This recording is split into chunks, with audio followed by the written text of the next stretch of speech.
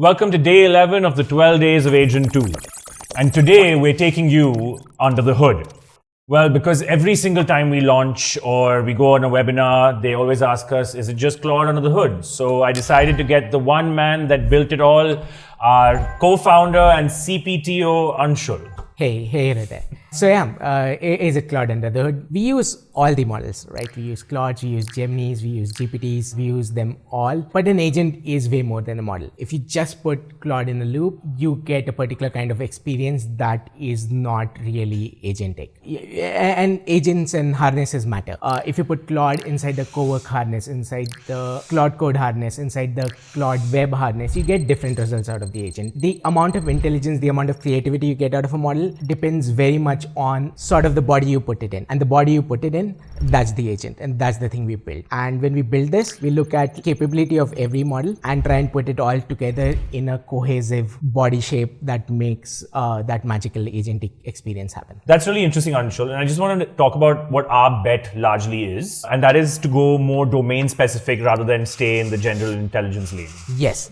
Another question we often get is sort of like, why not just put Hermes or OpenClaw or something under the hood? There's extreme power in building domain specific agents. Once you start building agents that are aimed at a specific domain, you can do new, novel and interesting things, right? Like you can structure the memory differently. You know what is important in a video. You know how the experience of a serious creative trying to create a video should be. So you can use all of this domain specific information, domain specific research, put that all in an agent, and what you get out of it then starts to become really different from a Hermes or a Claude or a ChatGPT. So Anshul, what would you say makes our agent so different from all the other agentic attacks out there? So our mission is to create an agentic experience that feels like a member of your team. Somebody you can train, somebody you can teach, somebody who will grow with you, understand your taste and work with you over months and years, which is a very different experience from all the other agents. To create this,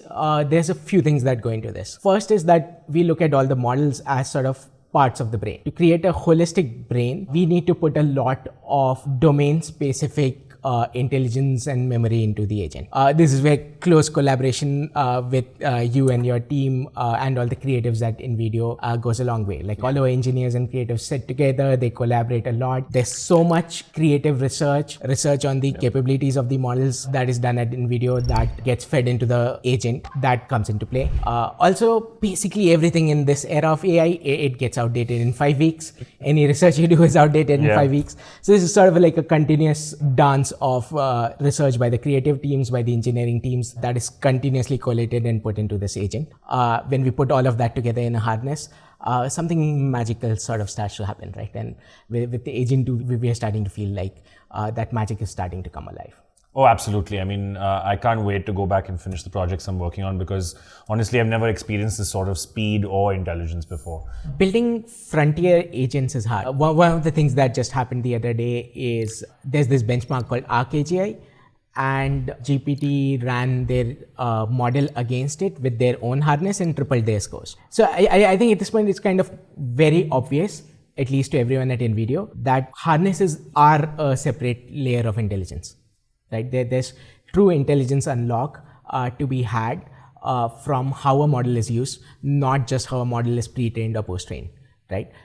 Beyond the RL, there is a large overhang of how much intelligence you can extract, how much creativity you can extract out of a model. Right? And then when you mix many models together, I think there's this whole unexplored area of new intelligence and new creativity that you can get out of these agentic experiences that you just can't get out of a model. So we're still like, this is what we do. This is what we've gotten really good at, sort of understanding, figuring out how to make this real. Like the model has that raw intelligence.